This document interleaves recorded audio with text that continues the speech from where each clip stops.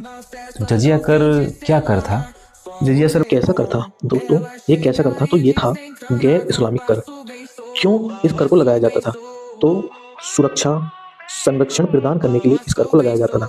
यानी जो जजिया कर था, जजिया कर मुस्लिम शासकों के द्वारा अपने राज्य में रहने वाली गैर मुस्लिम जनता से वसूला जाता था।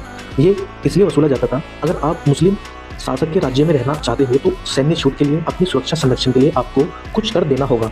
उसके बदले आपकी सुरक्षा की जाएगी, आपका संरक्षण किया जाएगा और आपको सेना में भी छूट मिलेगी। तो इसलिए इस कर को दिया जाता था और इसी को जजिया कहा गया।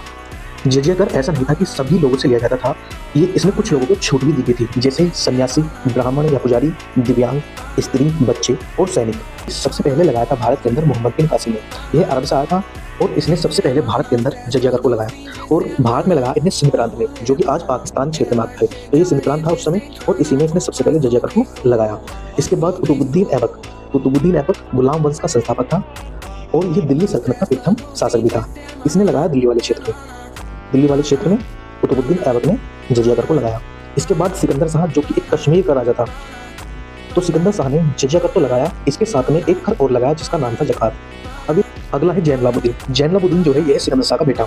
इसने कश्मीर के क्षेत्र से जजिया कर और जकात दोनों को समाप्त कर दिया। इसके बाद आता है अहमद शाह जो है ये गुजरात का शासक था और इसने सबसे पहले जजिया कर गुजरात वाले क्षेत्र में लगाया।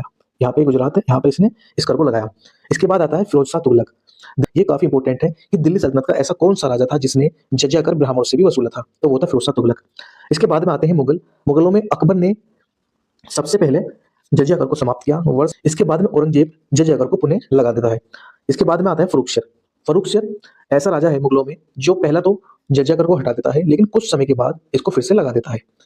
अंत में आता है मोहम्मद शाह रंगीला एकमात्र ऐसा राजा था जिसने जजिया कर को पूर्णतः समाप्त किया। हालांकि समाप्त तो अकबर ने भी किया था, लेकिन पूर्णतः जो समाप्त किया वो किया था मोहम्मद शाह रंगीला ने।